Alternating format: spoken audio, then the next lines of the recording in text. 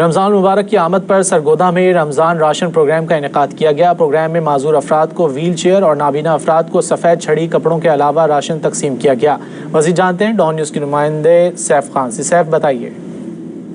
جی بالکل، اس وقت میں ضلع کونسل میں موجود ہوں کہ جہاں پر ہیلپر ایسوسی ایشن آف دی بلائنڈ کے زیر اہتمام ایک پروکار تقریب منعقد کی گئی۔ اس تقریب کا مقصد تھا معذور افراد اور نابینا افراد میں راشن تقسیم کرنا۔ اس وقت ہمارے ساتھ ہیلپر ایسوسی ایشن کے جنرل سیکرٹری شوکت علی صاحب موجود ہیں، ہم ان سے بات کرتے ہیں کہ آج کے پروگرام کے حوالے سے ان کا کیا کہنا ہے۔ السلام علیکم جی۔ جی وعلیکم السلام۔ بالکل جی، یہ پروگرام ہمارا ہر سال ہوتا ہے، 2010 سے یہ ہر سال ہم رمضان المبارک میں یہ پروگرام منعقد کرتے ہیں۔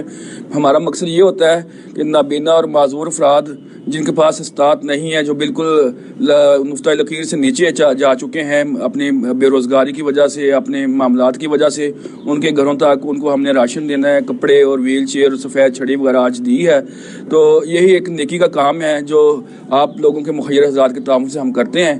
تو یہ اللہ سے دعا ہے کہ آپ سب لوگ میرے ساتھ مل کے اس پروگرام کو، اس کام کو آگے بڑھائیں۔ بہت شکریہ جی۔ دیکھا کہ شوکت صاحب کی بات سنی، ان کا کہنے کا مقصد یہی تھا کہ آج کی جو تقریب ہے اس میں ہم نے معذور افراد اور نابینا افراد کے گھروں تک یہاں پر راشن تقسیم کیا گیا ہے، اور ہم بھی اور اہل سرگودا سے بھی ان کی ریکویسٹ ہے کہ بھی ان مستحق افراد کو اپنی خوشیوں میں شامل کریں تاکہ یہ بھی روزے بھرپور طریقے سے رکھ سکیں۔ سیف خان اور اب خبر کاروباری دنیا سے۔